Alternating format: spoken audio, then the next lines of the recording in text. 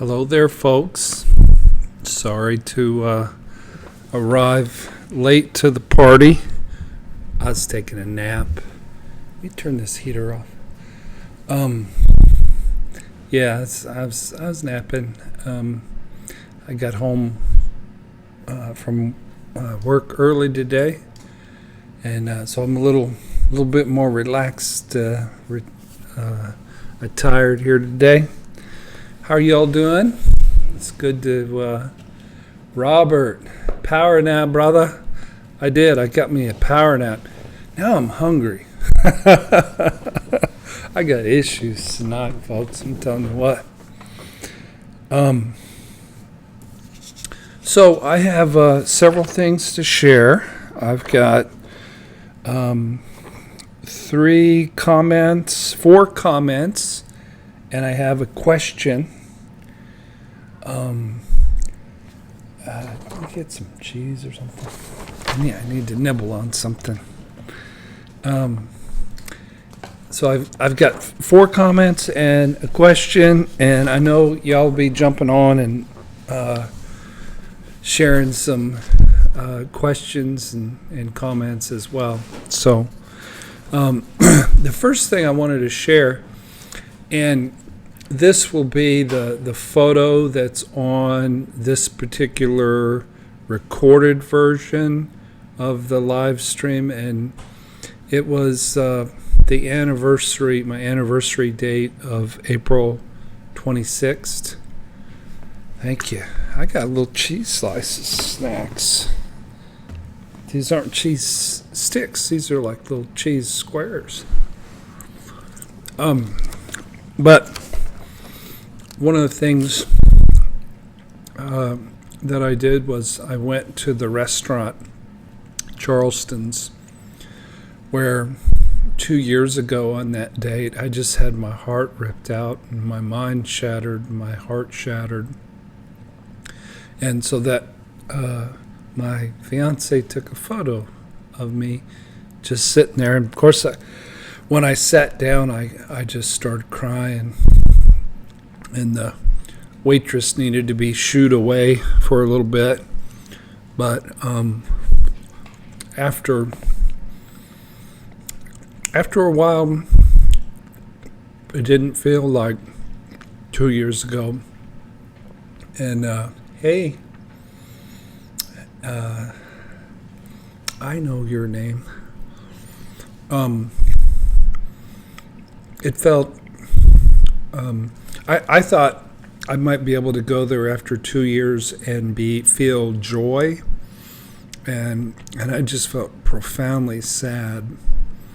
So you can't always anticipate what you're going to feel.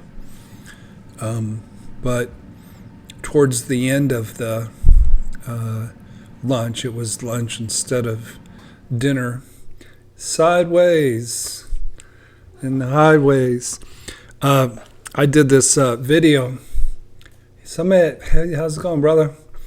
I did this video this last week about turning sideways into the light and disappearing, and sideways got a chuckle about it. He goes, somebody say sideways. So okay, so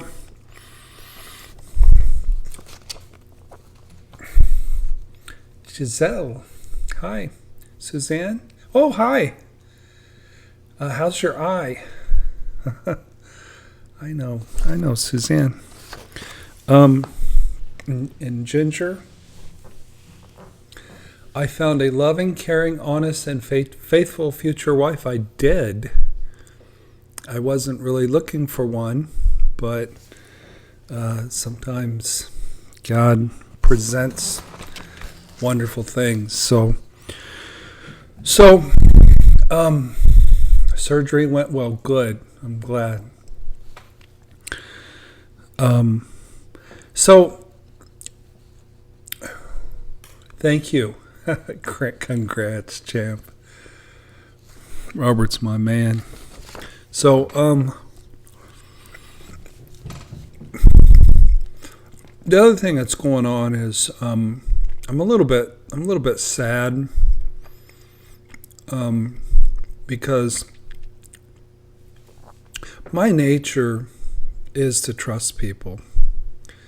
My nature is to open up my heart and tell the truth, and just his skull cap a little bit, and be authentic, and be open. And the whole point of the video I made this week, which is getting tons of views, turn sideways into the light and disappear, was that I'm going to be making some life changes and laying low. But then I go blabbing where and when my wedding is. And so, yeah, I mean, and the world isn't safe. There's a vicious predator out there who is constantly targeting me. So we've had to change the location of where we're getting married. I feel like a celebrity where you have to move the wedding to another compound or something. So anyway, nothing is sacred. I don't mean to sound like a victim, but I'm stunned that there's that much ruthlessness and meanness in the world, and I shouldn't be stunned, but I have this trusting Gomer Pyle, aw shucks, everybody's nice heart that gets me in trouble sometimes. So, okay, I have a comment from LP. I think I know who that is. And I thought it was poetic. I'm going to try not to choke on cheese while I read this poetic comment. Congratulations, Mark. It's good to see you feeling so much deserved joy. Jackie's in the house. Thank you, Ginger. It's unusual how this whole thing has happened for 2 years. I didn't know I was going to help a bunch of shattered people. I didn't know. I was just taking one day at a time, and I was just trying to survive and live and learn. And sharing with you guys has been really good therapy. So I'm doing the squirrel thing where I see a comment and then I forget what I was talking about. Squirrel. It's good to see you feeling so much deserved joy. May you always be in the light as you will. Thank you for this timely and beautiful message. The poem resonates wonderfully, and it helps to hear this today with that light shining through tears, just visible in the stillness, the slant between courage, gratitude, and hope. Isn't that beautiful? I believe this is somebody that I used to work with.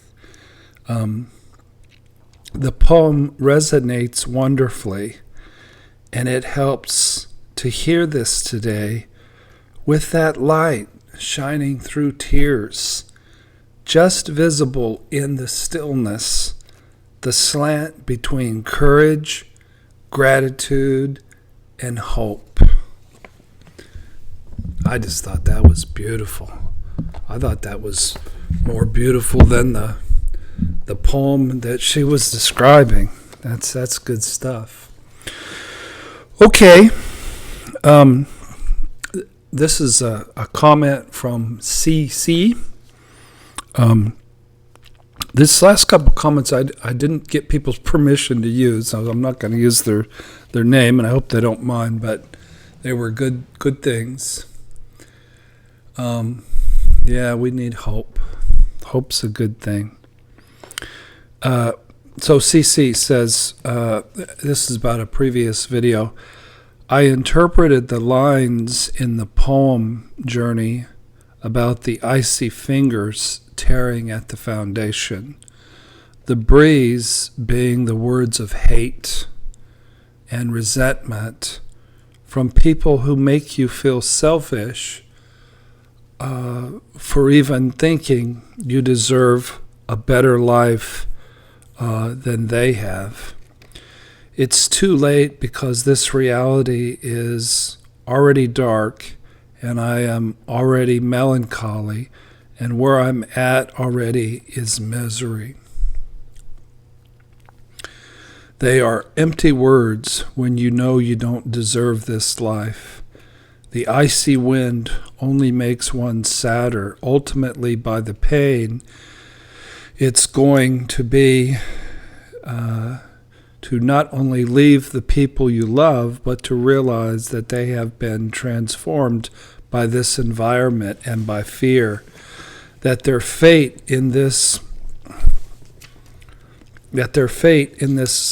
desolate place is from fear of the rocky, torn up road, fear of change, or that they can't imagine a seemingly fairy tale world where the sun shines. Afraid of the journey down the road you know you need to go down. It brings perspective for when you finally do break out of the darkness, that you've earned the sunshine because of the courage and the bravery and the heartache it took you to begin. I heard a song once that said, I don't know where I'm going, but I know I'm not supposed to be here. Be here. Reminded me of that. So recovery's hard. Y'all probably didn't know that. That was like a brilliant comment that just stunned you guys all. Mark is laying down some truth. Recovery is hard. Y'all didn't know that. Y'all thought it was a party, like a circus or something. Okay. And then this is from BMB6. And I believe this is a guy says, I've been fighting for my recovery for a year. But some days I get tired and I break down and I can't do anything. This comment was on one of my favorite videos that I made. It was the one made in Benton Harbor, I think it's called. So, no, it's made in South Haven, by the river in the middle of a thunderstorm. I was talking about being a warrior. I think I might have been wearing my beanie hat and my Mandinka warrior necklace. Yeah, recovery is a fight, and some days you get tired and you break down and you can't do anything. And if it makes you feel any better, BMB6, you know what? Karen was supposed to come, and the deal is, thank you, Tess, is we're doing the show at the house, and we were just, this is not going to be at the office, and I just didn't want to ask her to come over to the house and, have this informal. So you're stuck with me. You got me, Jackie. I'm sorry. I know you're looking forward to Miss Karen laying down truth, but you got the goofball with the funny hat tonight. That's all you got. But yeah, BMB6. I 2 years after my shattering, there are days when I'm tired, and I break down. I break down and cry. I break down and weep, and I can't really do much. I have a long list of things to do, but I just lay in bed and take a nap. But thank goodness, with rest and self-care and spirituality and the support of wonderful people,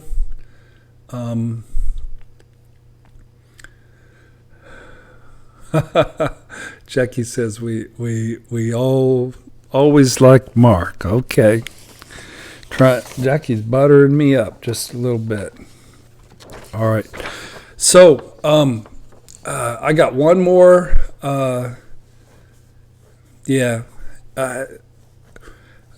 It's honestly, it's been a little bit of a rough week, because whenever family is involved, our plan, we were just going to sneak away on a cruise and get married, but family's involved, and it's complicated. But there was another important family event that was the same day as when we were getting married. And you don't want to be codependent and just bend over backwards, but you don't want to be arrogant and selfish either. So I believe we're going to have a Hawaiian celebration and a lot of joy and a lot of peace, and we're gonna find a way to be interdependent and still get our needs met and also take care of family. But it makes it complicated. It's been a little bit rough. Been a little bit of a rough week. So I've got a question from Pascal. She's from the Netherlands. And she says, and I haven't read this question yet, so I'm going into it cold, so I may not have an answer. We'll see. Dear Mark, you can use this question for your live stream. Blood relatives suck a lot of times. You know what? When you know who your family is, and you don't have to play old roles. You can negotiate and navigate without getting your buttons pushed. So I haven't been getting my buttons pushed, but I got to take care of my future bride as well. So I'm trying to pull off both at the same time. It's a little complicated. Get back to Pascal from the Netherlands. You can use this question for the live stream. I think it is an important question for all of us. How do I respond on people or close family who do not understand my pain? I was just talking about that this week. Be the prince made king on your day. Yeah. Or even had been a co-cause of the problem, like a covert narcissistic mother. They want me to move on after leaving the narcissist and several other life events.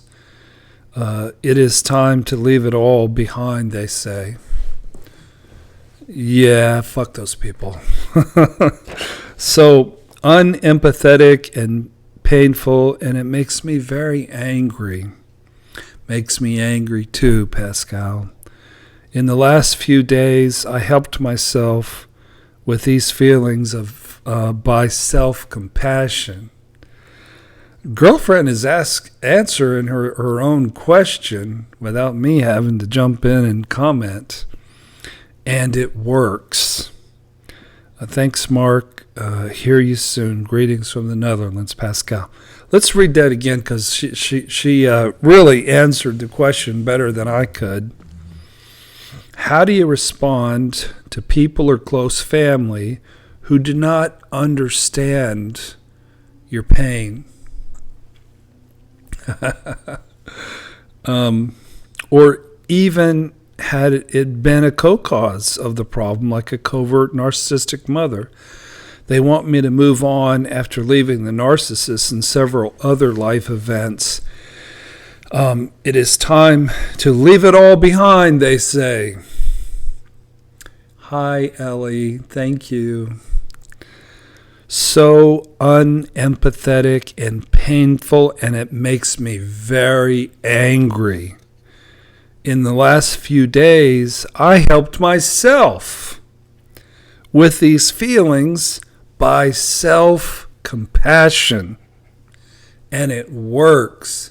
I don't know what I got going on in the background. There's like a battlefield or something going on.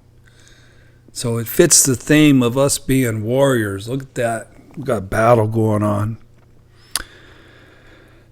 I helped myself with these feelings by self-compassion.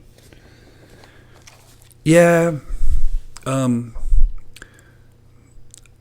was actually talking with my brilliant, lovely, amazing social work daughter this past week. And she and I have a bone of contention. And that is, in my book, she read part of my recent book, and I said narcissistic abuse syndrome is the worst pain known to mankind. And, you know, she's a social worker, and she questioned. She wasn't questioning the level of my pain, but she was saying, well, what about the Holocaust? And what about slavery? And it didn't dawn on me till later, is the Holocaust is the world's worst example of what? Narcissistic abuse syndrome. Fucking Hitler was the worst narcissist in the history of the world.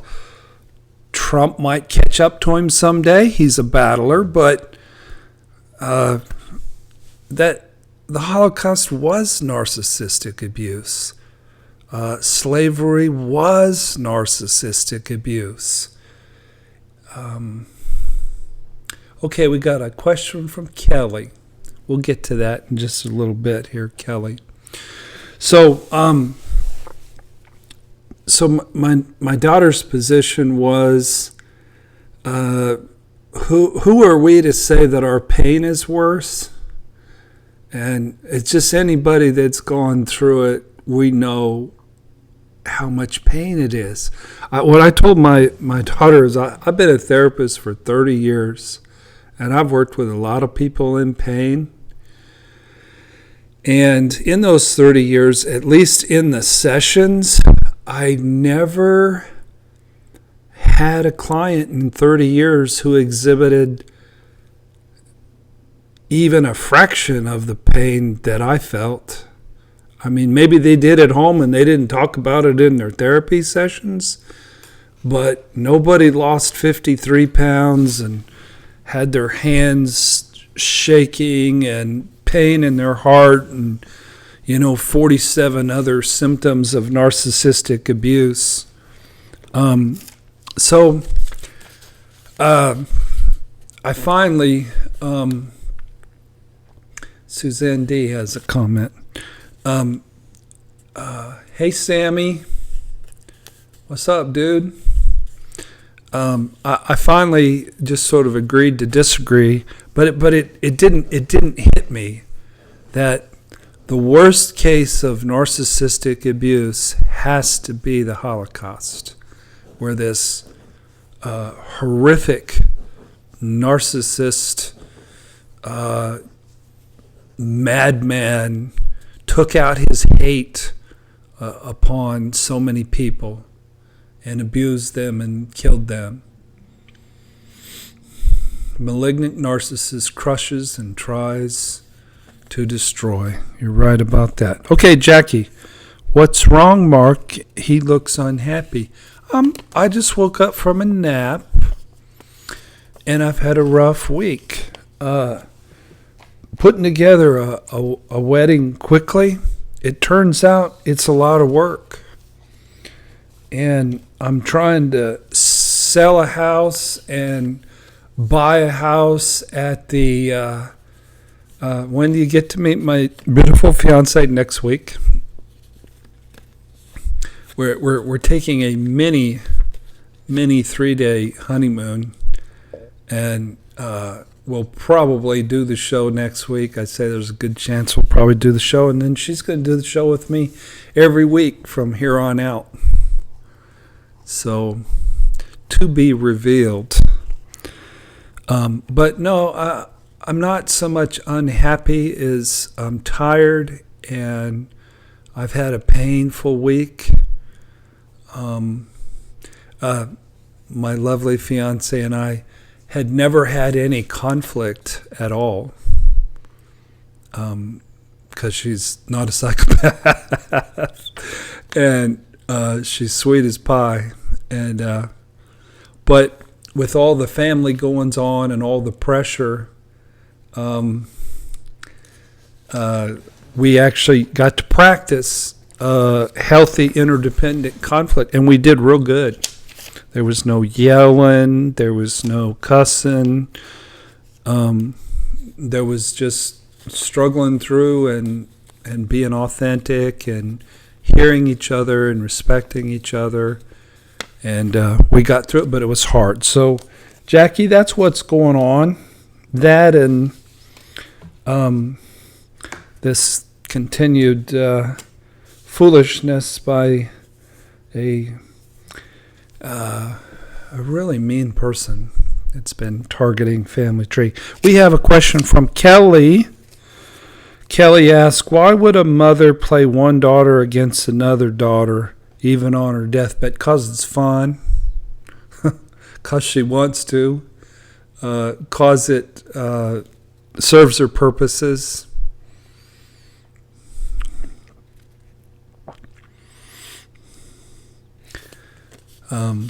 I don't know the full story of why, but there's a reason why, and it's buried probably in the family of origin story of the mother. And I'm sorry, Kelly, if you're one of these daughters who gets played one against another. But hey, mean narcissists, when they're on their deathbed, they don't come to Jesus.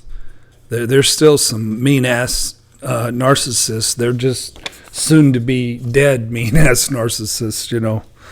Very few of them come to Jesus and start being nice at that point. So I'm sorry. Suzanne, I am 2 years after shattering. A horrid divorce still, and 3 beautiful kids. I pray to pull through. Us shattered folk never just move on. I think we move up and have depth full of love and hope. That's pretty cool. Why are therapists and judges and I think there was some other, why aren't they educated? I don't know. It's baffling to me that the therapist and the treatment centers don't seem to know a thing about what narcissistic abuse is.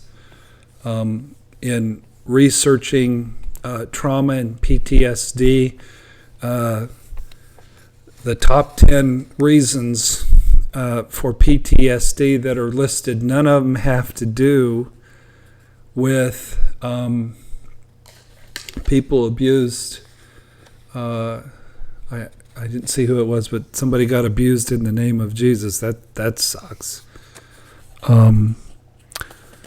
So that's my goal, is to educate therapists and to let people know that there are vicious, heartless, psychopaths and narcissists out there who pretend to be normal people, and we empaths open up our hearts. Thanks, Kelly. So it isn't you, but it's just puzzling. I hear you. So, and I remember when I first went through this 2 years ago, and I went to my first group, my men's group that I was leading, and I couldn't sit down. I was pacing the room, and I was just so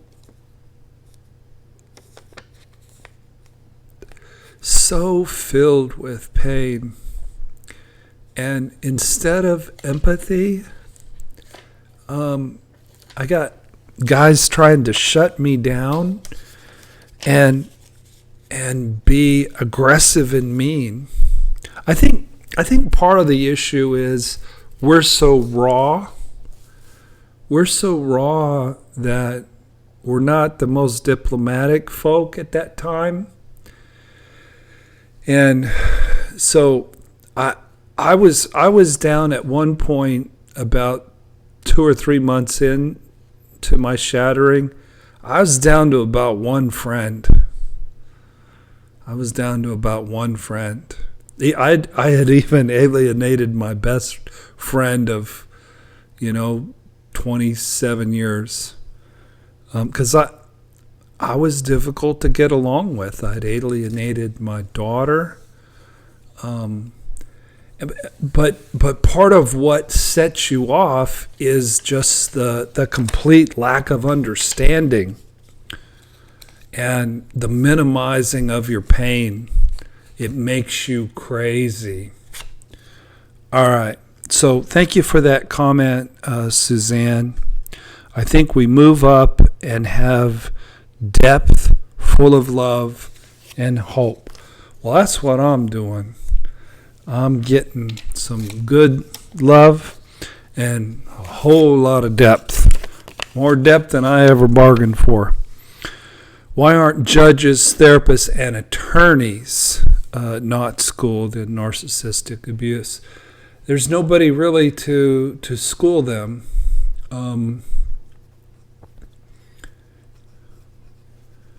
So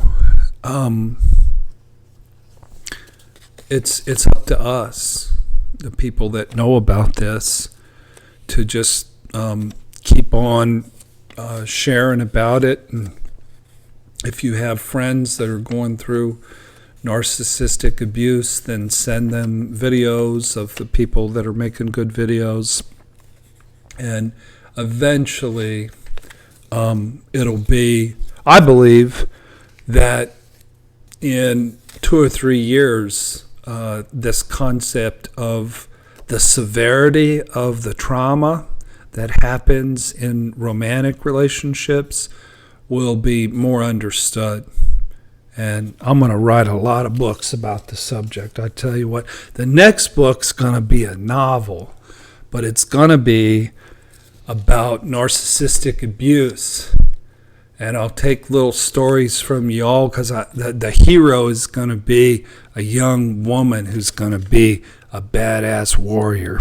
Okay, Jackie.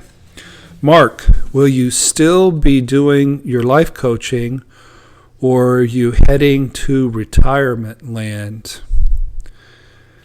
Jackie's just getting down to it. She just has her little radar out tonight. She's plumbing the depths of Marky here.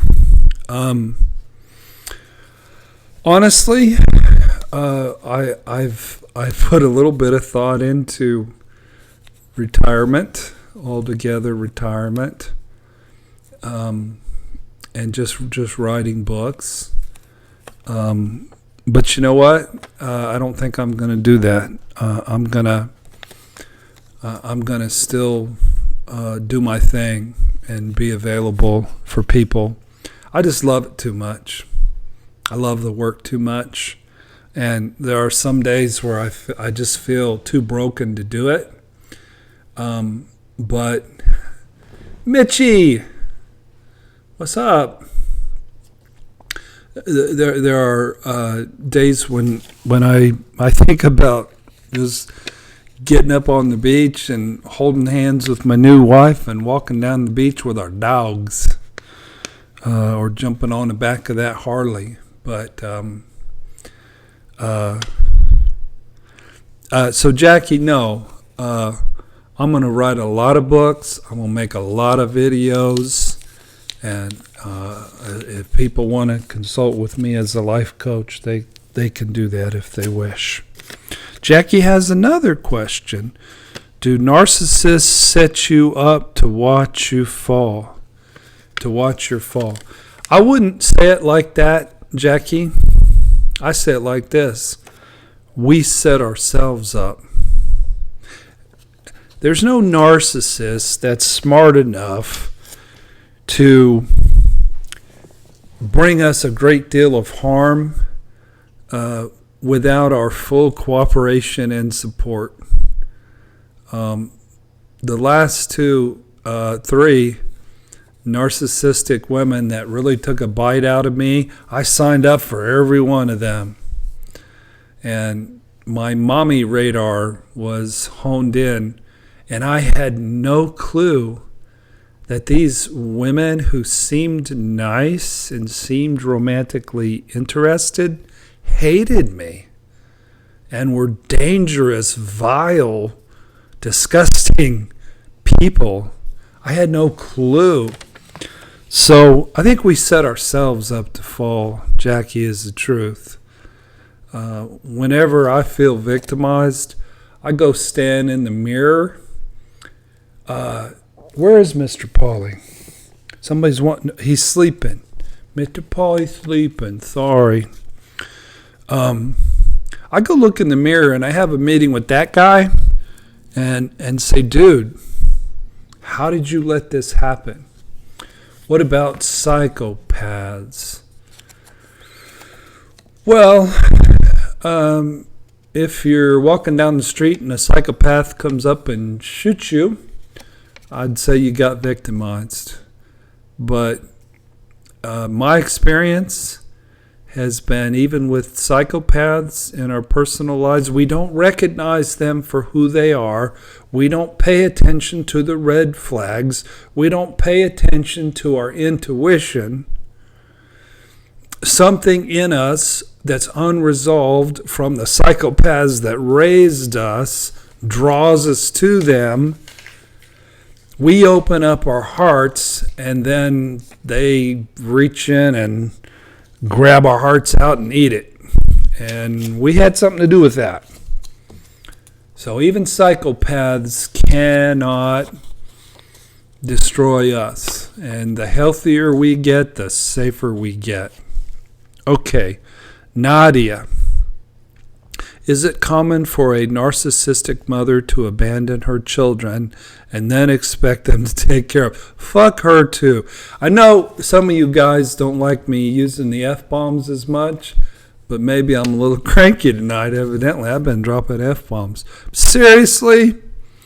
Yes, Nadia, it's real common for narcissistic mothers to abandon the shit out of their children and then turn around and expect to be taken care of.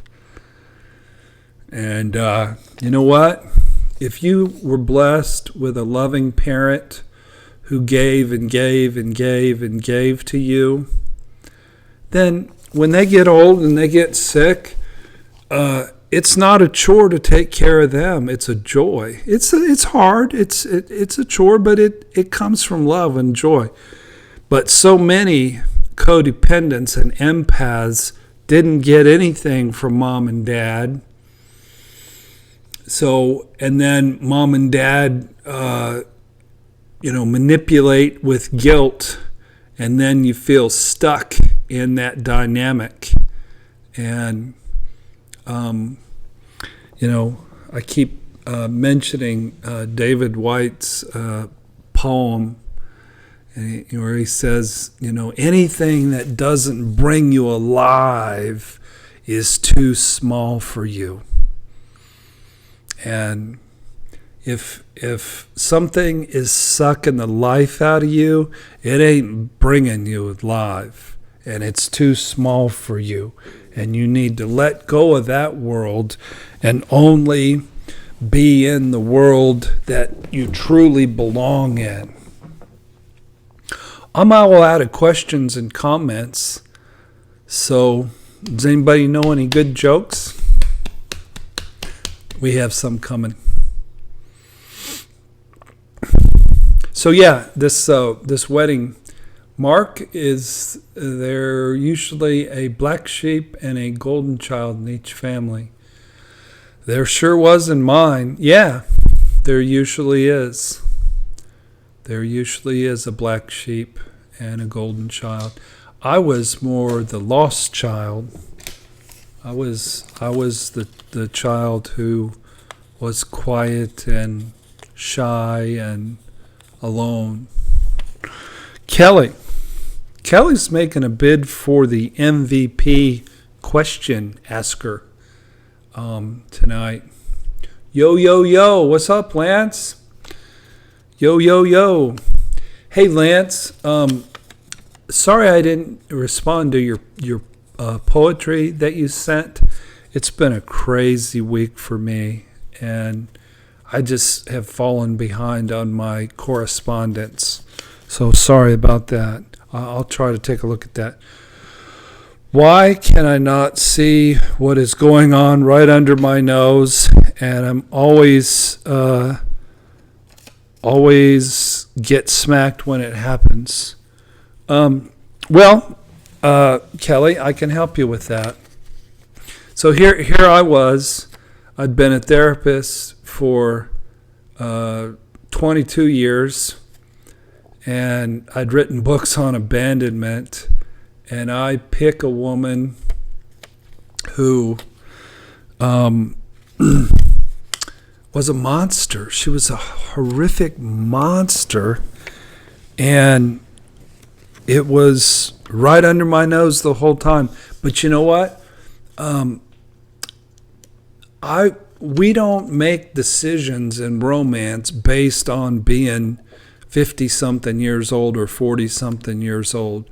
We make decisions in romance coming from the wounded little kid. So for me, I call her Susan from the book.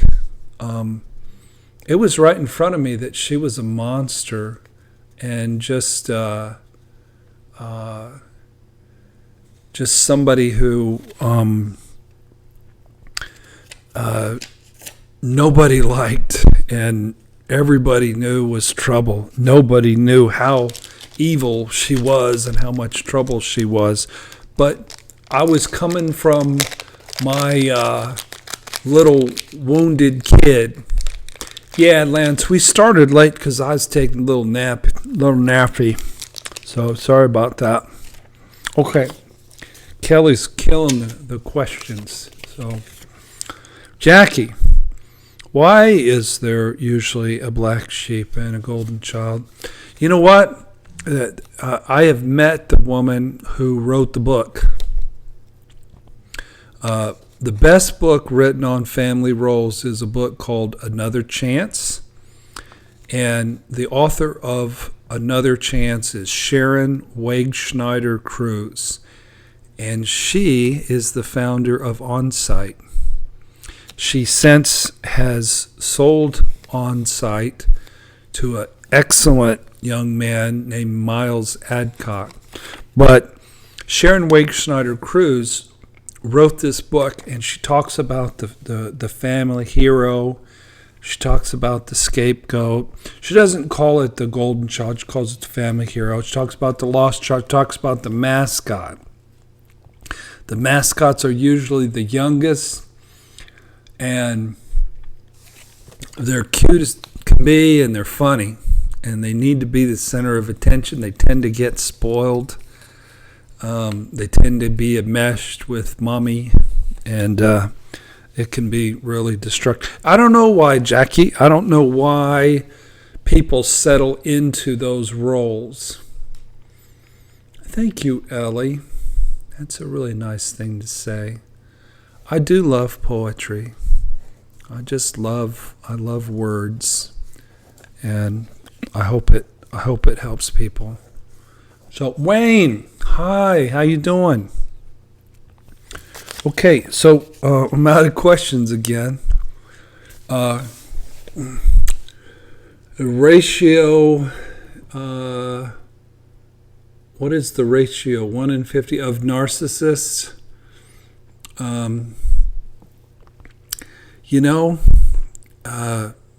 That's a good question, and I haven't really put a lot of thought into it. But I think it's probably about 15%. That's the number I've heard quoted by several people. It's a lot. It's millions and millions and millions and millions and millions of people. So, ratio of nuts. Ratio of nuts, not narcs. So, the golden child and the scapegoat, it has to do with shame, and it has to do with favorites that parents have in the family. But thank you, Robert. Robert's given the reference to Another Chance. That book is my favorite book that I've ever read. Back in 1986, I was in a training for the National Council on Alcoholism in East Lansing, Michigan.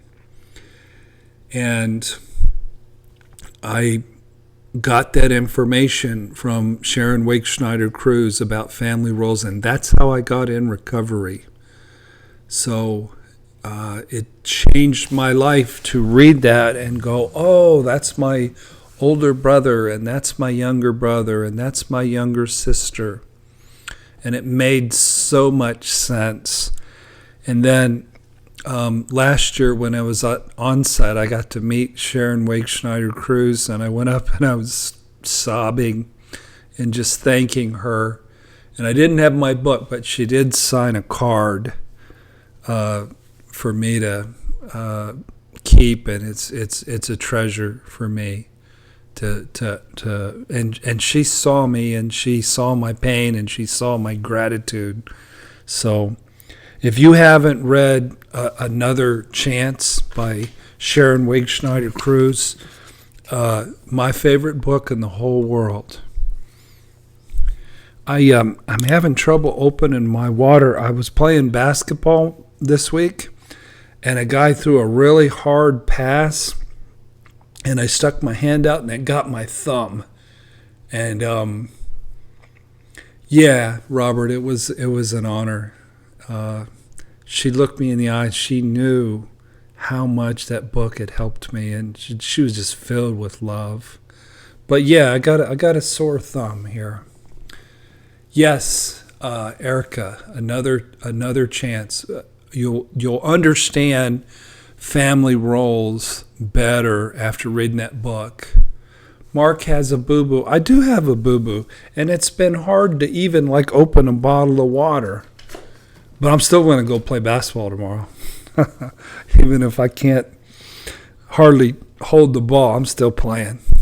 So, okay. Kelly is got her third question here. I think she's won the MVP award. Half an hour left in the show. So, is there a way to cure the Oedipus complex as an adult? Well, Kelly, actually, that is not something that most therapists put a lot of stock into, the whole edible complex. That was Freudian theory, and Freud was a brilliant man, and he started the field of psychology, and he studied dreams, and he birthed a great understanding. But most of us believe that there is no such thing as the Oedipal complex.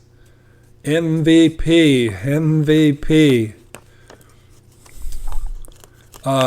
So Sideways said his dad had his finger dislocated from a basketball. So the worst injury I've ever had in basketball, I was at Michigan State going to graduate school, and I woke up in an ambulance, and I didn't remember anything. I had some kind of head injury, and I woke up in an ambulance, and I had swallowed my tongue and had turned purple and was dying. And one of the guys there who I'd never met pulled the tongue out of my mouth, and I lived. But basketball can be a dangerous thing. Okay, I don't know who this one is from. Is this all Jackie here? Okay, this one. Who is this one? So we'll go with one from Jackie. Why can't some parents respect the fact that we are adults and we are individuals? Why do they see us as little children? Jackie, you're not going to... Yes, East Lansing. That's where I went to graduate school in social work 1,000,000 years ago. So why can't some parents respect the fact that we're adults? Because we let them not respect us?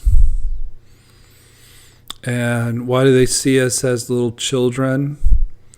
Because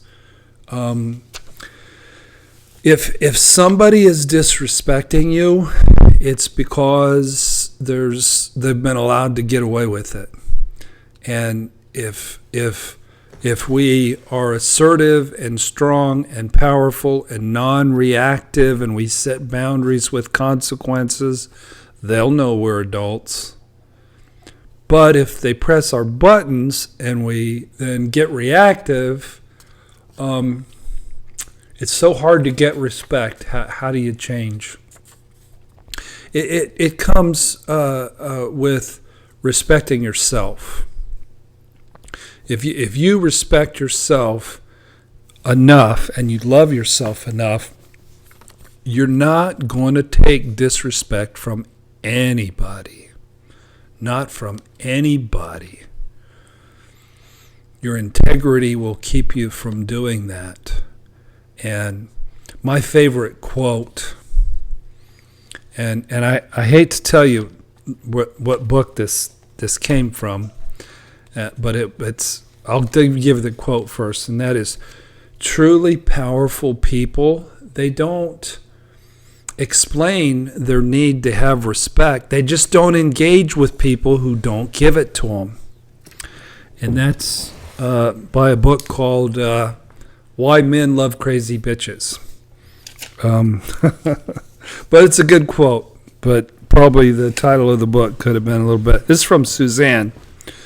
Suzanne says, I was really young when I married a much older narcissist. I was just a girl, and I was young with a controlling dad. Made me. I had a controlling dad. Made me narcissist. Use material. You are experienced. A therapist. Why was I? Are you saying? You're saying.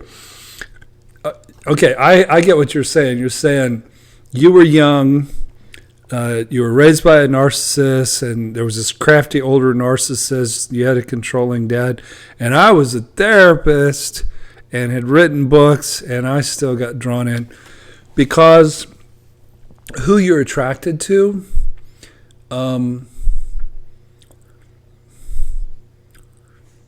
Who you're attracted to is about the wounds of your childhood. So it doesn't matter how smart you are. It doesn't matter how much experience you have. It doesn't matter how much you know about therapy. You can be drawn. And even after my shattering 2 years ago, I still got involved with another way more horrific narcissist after that. And should I have seen it? Everybody else did. But when it's all about the needy little kid inside you needing to recreate how you were loved growing up. Kelly, why do some people always want to take praise for things and others push it away when complimented? Well, I would say that insecure people need praise for things, and they grasp and they angle and they manipulate, and then others push it away, and those are also insecure people. Some people would rather take a beating than get a good compliment. Jackie says she believes that every family should have a therapist in it. You know, having a therapist in my family hasn't really helped. There's this verse of scripture referring to Jesus, and it says, a prophet is not without honor everywhere except where? Their own hometown. So even Jesus, they were like, dude, who are you? You're just the kid from down the street. Your dad's a carpenter. What's up? Well, oh, you're God. Okay, right. Yeah. So my family never has been terribly impressed with my therapisthood, and then with my narcissistic abuse and my complex PTSD, I think they think I'm a bit of a nut, be honest with you. But I think they do realize that what I'm talking about is real and that people are being helped. So Jackie's trying to get in the MVP race here tonight. Is it mean to question an elderly parent about the way they have parented you and lied and withheld important information about your real father? No, Jackie, that's not mean. You know what? I've been a therapist for 30 years, and I've had squirrel. I have had hundreds and hundreds, maybe 1,000 people confront their parents. You know how many parents in their 60s and 70s have died after being confronted? None. None of them died. None of them had a freaking stroke. None of them had a heart attack. Now, the very first man early in my practice, this was like the first year of my practice, the fellow's name was Mike. And first year of my practice, and he's a German fellow, had a mean German mom, and he jumped the gun a little bit on his confrontation. He didn't wait until he could do it non-reactively. He developed what I call Mike's fuck you mom school of parental confrontation. And his mom didn't die. She didn't have a heart attack, but she did move to Florida right away. So you're welcome, Kelly. Okay, got another question here. Did you hear about the guy that got his left side cut off? He's all right now. Good one, Sammy. I asked for a joke, and I got a joke. Did you hear about the guy who got his left side cut off? He's all right now. Ha ha. Sammy, that's pretty funny. Hi, Danny. What? Check this. Have a piece of cheese. Oh, you want a piece of cheese. Girlfriend wants a piece of cheese. What else you guys got? Other questions, other thoughts? Another joke? That's a pretty good joke, Sammy. So, yeah, the plan for the wedding is everybody is going to wear Hawaiian shirts. When they come in, we're going to take a a lei, and a lei is spelled L-E-I, actually.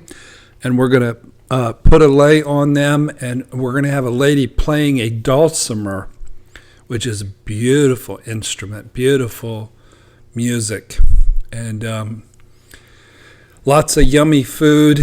The only problem is the venue that we moved to is still outside, and it's been cold here.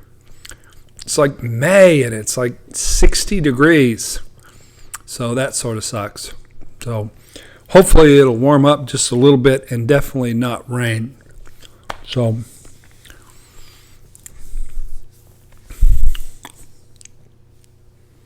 oh, look at all these comments just coming. Can we just see her hand with the ring? Okay, the thing about the ring, talk about the ring. There's been a lot of pressure this week. First of all, we didn't have a minister because my supervisor / therapist was going to do it. But he's an older man, and he doesn't always check his phone. So 6 days after I asked him, we still didn't have a minister. The ring. So we finally have a minister, and it's going to be fantastic. But yeah, we thought we would just save a little money, and there was this big sale at Kohl's, and we were going to hopefully buy a $1,000 ring or $2,000 ring for 70% off. But we went there and we found out that they only have size 7s. Well, how do you know, this is good, that my new wife will not abuse me like my ex-girlfriends? That's a great question. Well, she never has abused me. We've been friends for 2 years, and we've dated for almost about 6 months, and she's never once abused me. She just has loved me and accepted me and nurtured me, and when she's gotten angry, she's been non-reactive, except for this week. She got a little reactive this week, and it did freak me out just a little bit, but I know who she is, and my theory is you can either marry somebody who's your type, and that means they're like your mom and dad, or you're anti-type, and that means they're the opposite. And I believe that my future wife is more the opposite and the anti-type. And I know she's not going to abuse me. So you just know. Mark, if a narcissist constantly brings up their fear of dying alone, do you think they are blowing smoke for sympathy or sharing the truth? No, that's a con, Suzanne. Might as well be playing a violin in the background. Oh, I don't want to die alone. Who is Mark Marion, Lizard says. It's a secret, Lizard. What?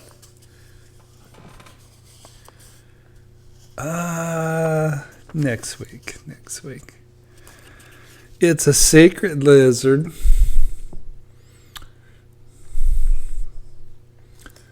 So Robert had recent panic attacks. Panic attacks are really terrible.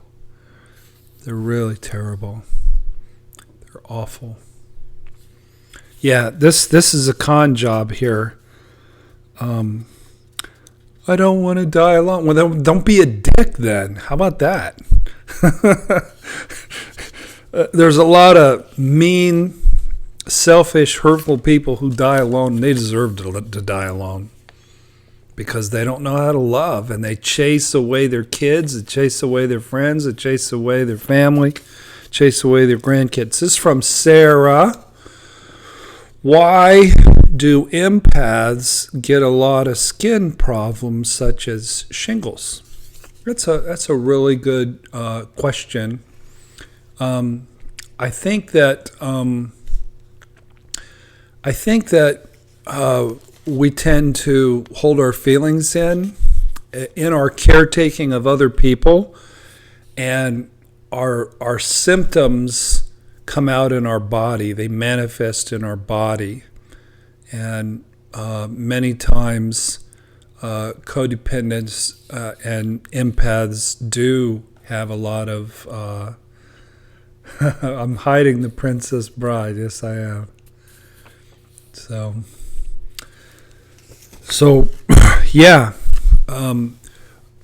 Or your emotional issues come out somewhere else in your body, not just in your skin. They come out in other areas. Stress will attack the weakest area of your body. And if you're not taking good care of yourself, if you're not setting good boundaries and protecting yourself and getting enough sleep and loving yourself, digestion issues, Robert says. I wasn't going to say it since Robert self-revealed his digestion problem. I got peeing problems is where it hits me, where I get real stressed and I got urological issues. I've been a good buddy with my urologist for many, many years. I see the man and I just want to give him a big hug because he's been so kind and supportive through the years. But I think if I wouldn't have had a bunch of unresolved issues, it's good to hide the Princess Bride for now. Yeah. She'll be on the show next week, though. Acid gets in the urine from stress. Maybe that's my issue. Suzanne's trying to get the MVP issues. Hey, write that question from Dan or that comment from Danny down. So, Suzanne, my ex-narc shares tons of adult issues with our tween kids. They think the divorce is my fault. I tell them it takes two, and it's just not me. That's as far as I go. Well, take the high road. You know, when you're dealing with a narcissist and you stoop to their level, you're just giving them fuel. So don't badmouth the narcissist to your kids. Take the high road. Wayne Sharp said, mentioned me in the same sentence as Pete Walker's book. My goodness. Thank you, Wayne Sharp. Pete Walker, that is a great book. Great book about complex PTSD. So no matter what narcissist that you're dealing with, take the high road. Don't give them fuel. They love it when you get reactive. They love it when you act childish. They love it when you rage. Take the high road. So there's a narcissist who's out there. She's made hundreds of vile, disgusting videos about me, and I've never once mentioned her name, and nor will I. And I just figure if people knew who I was from my work, that they would know that wasn't true. So don't give a narcissist attention. Don't give them fuel. Act with integrity.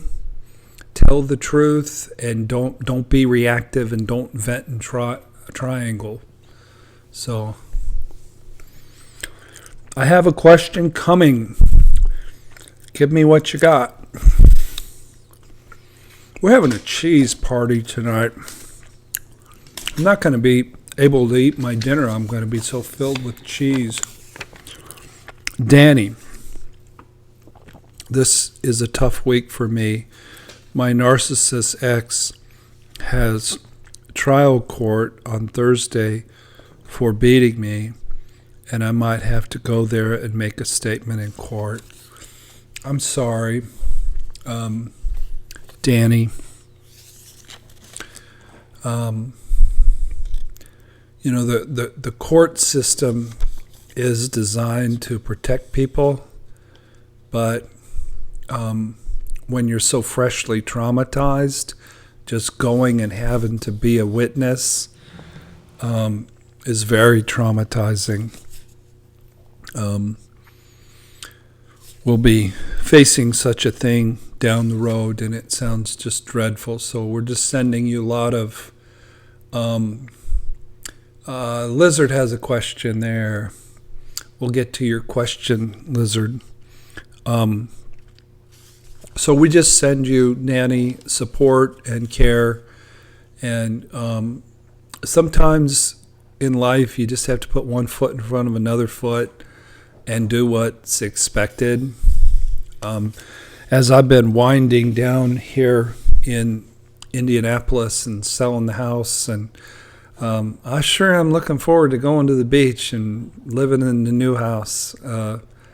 But I'm cranking out, doing what I got to do, and being responsible, and dealing with a lot of stress and a lot of busyness, and that's life. Life is really hard, and you take any kind of legal situation, and it's just traumatizing, especially for empaths. I don't think empaths are made to go to court and do battle. And that's why one of the things that I'm trying to do is to encourage empaths to paint Braveheart paint on your face, get some fire in your belly and some fire in your eyes. Still be an empath, but take no shit from anybody, and go to war and walk away victorious in battle. Lizard, Mark, what is wrong with people who don't change these patterns easily, such as keep running backwards? What is wrong with people who don't change these patterns easily, such as keep running backwards? Lizard, I don't know what you mean by that. Running backwards. All I got for that is a completely unrelated squirrel story. So tell me more, Lizard, about running backwards. When I was in high school, on the basketball team, I was referred to as the Great White Hope, because when we ran drills, I could run backward like Forrest Gump. I could really run backwards fast. I know that probably isn't a helpful answer, but take no shit. Lance, a challenge for you. If you had a question for HG, what would it be? Man, Lance, let me think, man. I'm holding on to your question here, Lizard, until I get better understanding, because me being the Great White Hope in high school probably didn't help you a whole lot. I'm just saying. If I had a question for HG, what would it be? I got an answer for you, Lance. HG Tutor has really solid boundaries. Before you see him, you pay ahead of time. He has this 2-page list of 14 boundaries, and the boundaries are like, hey, if I don't like you, I can fire your ass on the spot. And he doesn't say it like that, but he makes it very clear that what he's doing isn't therapy. He has solid boundaries, because he realizes that in this world filled with narcissists, it's a dangerous place to be. So my question for HG would be to get some coaching on how can I firm up my boundaries so that narcissists cannot use systems to bring havoc and irritation and lies and smear campaigns. So yeah, Lance, good question. I thought this was an excellent question, Lance. Very good, very good. Okay, Lizard, a follow-up to your question. Like knowing what is the right thing, but doing the wrong thing. All right, so are you talking about the narcissist who know what's right and they keep doing the wrong thing, or are you talking about people in general? With a narcissist, they don't care what the right thing is. They're going to do what feels good. Okay, we got a question from Ginger. You have to grow narc-proof skin, says Danny. That's right. That's right. But if it's a non-narcissist, then, sometimes we do things because we're addicted to it. I spent about 10 to 12 years being addicted to borderline women. Hot borderline women was my downfall. Why did I keep doing that? Again, because it was wired. Dating and love is a form of therapy. It's nature's therapy. And I had deep unresolved things from my mommy, from her borderline personality disorder, and that's why I kept picking one borderline after another, and I got my clock cleaned multiple times, and I've lived to tell about it. Thank God. Thank God. So I don't know if that helps, Lizard, or if I'm hitting on the notes that you wanted me to hit on, but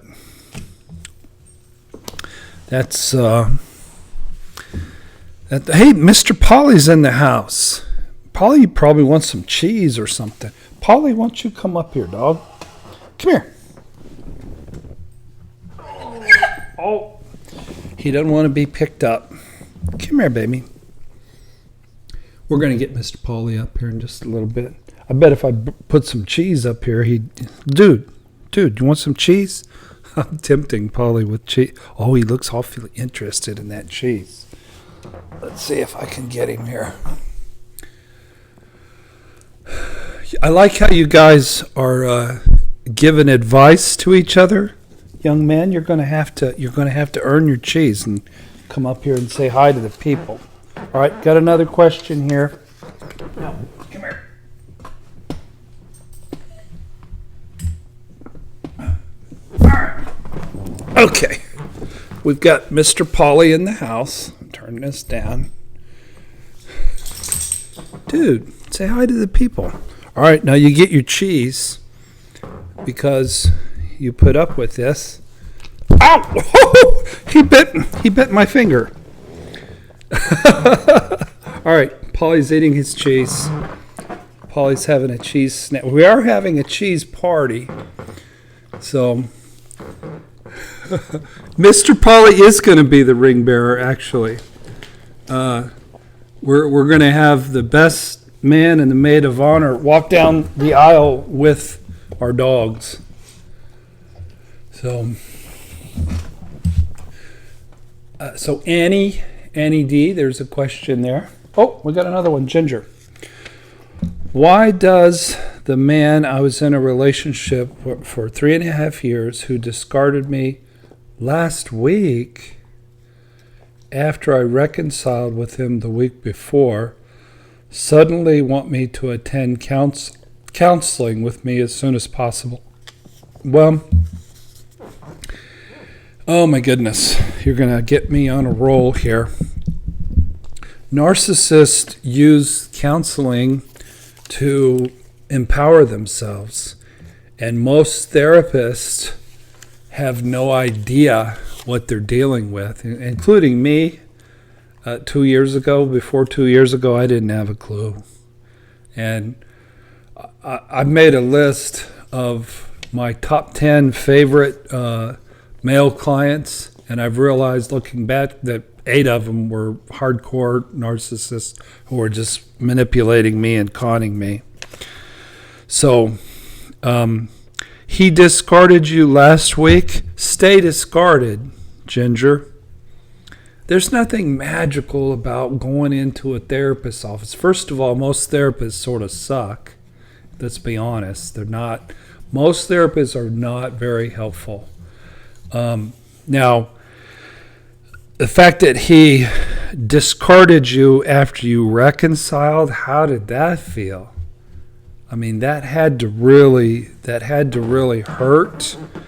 And if I were you, I would have this person get involved in a recovery program over a long period of time and show fruit that he's genuinely in recovery before you open up your heart to him. Kelly says she's tired of having to be on high alert for those who want to take advantage, and it's so tiring. I hear you. And you think, maybe it's just women who have to be on, an attractive woman needs to be on guard for, narcissists that, want to date them or, be involved with them. But we men can be just as big a targets, just maybe in a different way. And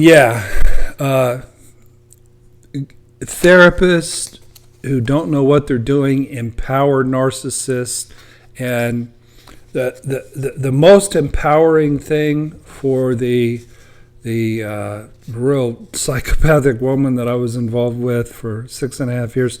She was humble and broken before she went to the treatment center. As soon as she got to that treatment center, her recovery went away, and she started playing the victim role. And as it turned out, everything was my fault, and I was the villain, and she was the poor, pitiful pearl. So she totally conned that treatment center, and therapy made her way, way, way worse. Is a narcissist really complex? Some of them are, and some of them aren't. H.G. Tudor says there are lesser narcissists who aren't real bright. They're not the brightest bulb in the lampshade, or whatever the phrase is. But an elite narcissist, they're extremely complex and extremely dangerous. Okay. Sammy says, do you think an empath can have narcissistic traits? I know I was brutal when I walked away after 6 months of her crap, and business as usual with all her hoovering emails with no life talk stuff. Sammy, empaths have been shattered into a million pieces. We can be in our complex PTSD. We're wounded animals who feel trapped, and our whole system is reverberating with anxiety, and our mind is sort of snapped. And I don't know if we act like narcissists, but we can act very aggressively, and that can be an issue. So I got another one here from Danny. If the camera's moving, it's because Polly is trolling underneath the camera, trying to lick where I dropped that piece of cheese earlier. Danny, do you ever miss the intensity of that relationship with the borderline? Not at all.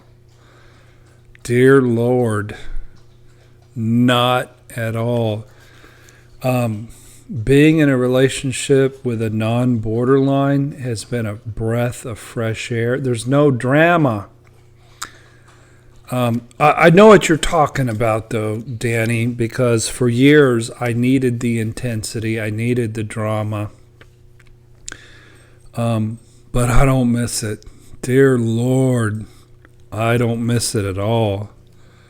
I've had enough drama from my mama and drama from borderlines.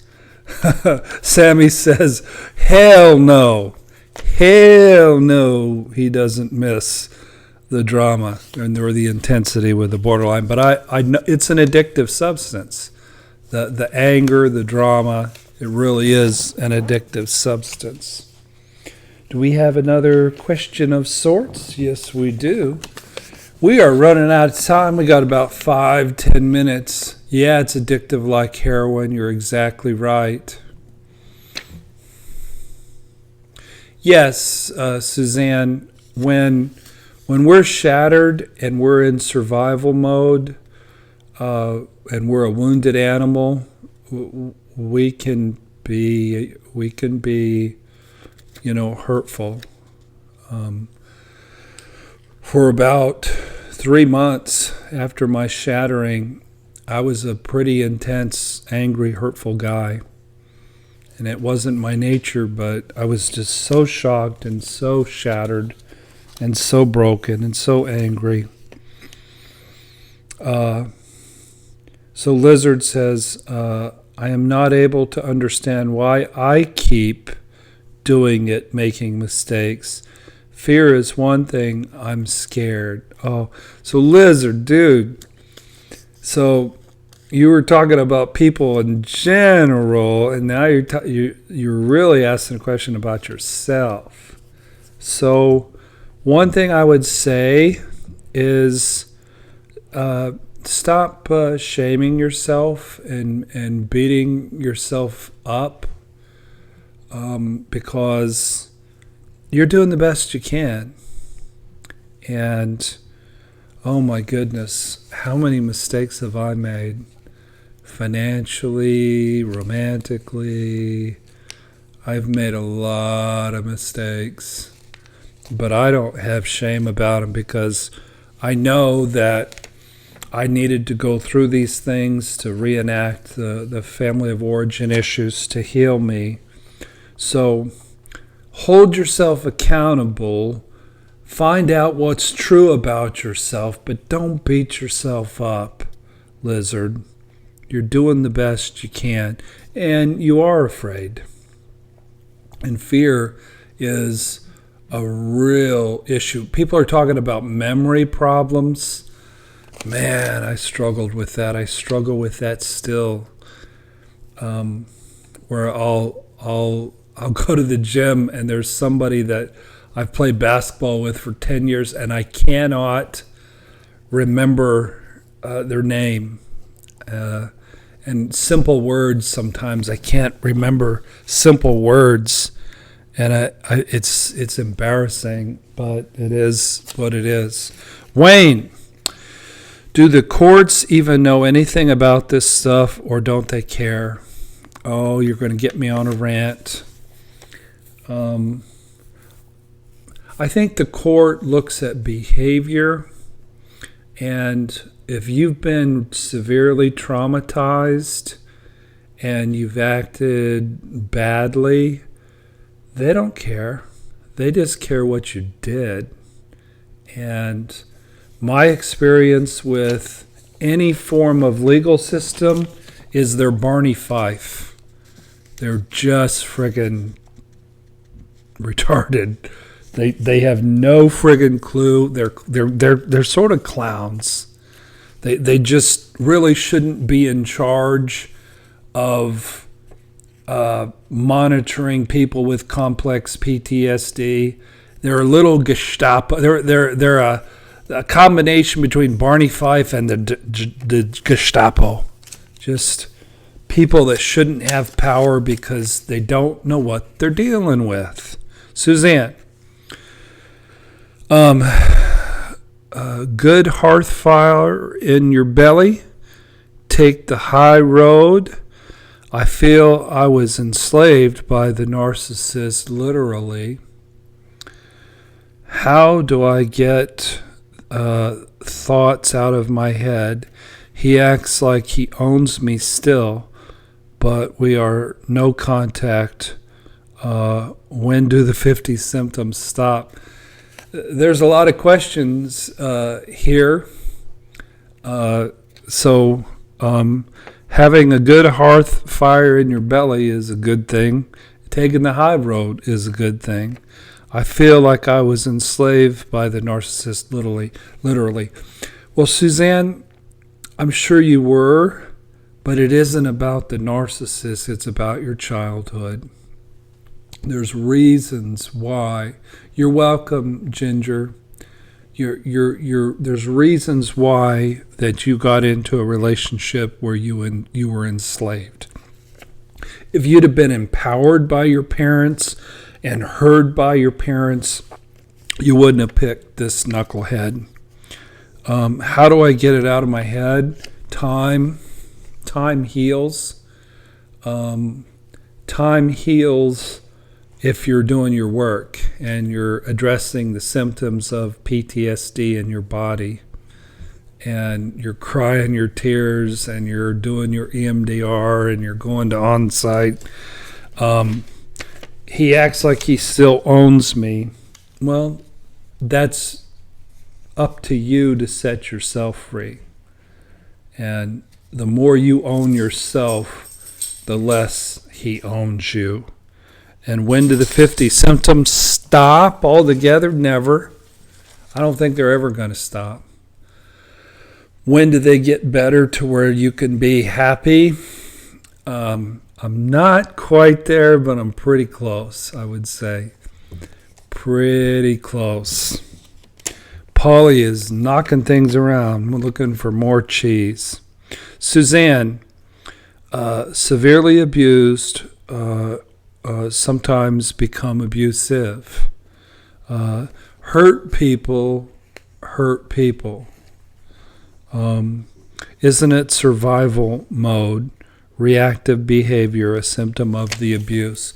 Well, in my situation, I was just so deeply wounded by my infancy and my lack of bonding with my mother and allowing to be. How's Renda? Renda's good. She's real good.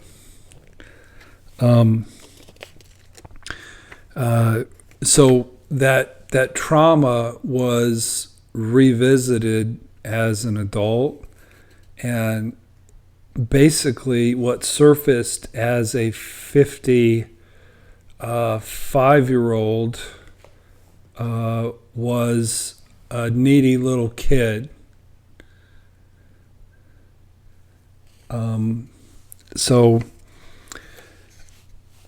So yeah, we get reactive because not so much that the narcissist abused us, but it opens up stuff. Thanks for the validation, Lance. I appreciate it. It opens up who we really are. It opens up the rage and the rawness that was inside of us. You guys miss Renda? You're not going to miss her for very long.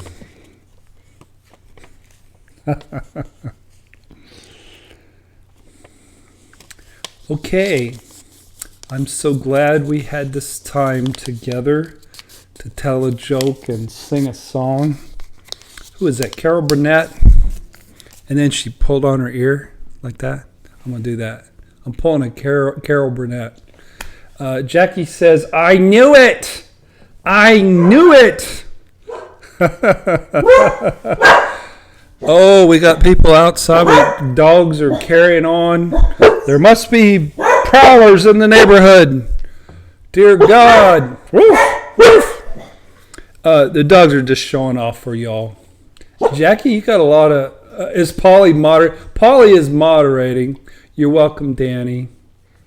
Okay, the dogs have settled down. Jackie has been Miss Smarty Pants. And so, Sunday, we're going to get married.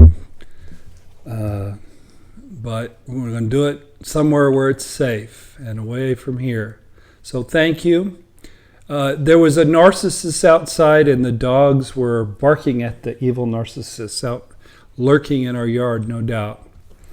So, hey, enjoyed tonight. A little bit on the dark side, but I hope everybody was helped. And thank you, Erica. Jackie is the psychic and Polly is the validator. Thank you, Elise. Thank you, Wayne. Thank you, Suzanne. So have a wonderful week, and hopefully we'll live through this wedding experience with all my family of origin. I'm a little scared because there's sharks going to be swimming with dolphin. But we'll get through it. You're welcome, Kelly. God bless you. Yeah, Sammy, we're going to do some dancing. I don't know if it'll be good dancing, but it'll be joyful dancing. Yeah, it's our day. That's right, Robert. That's right.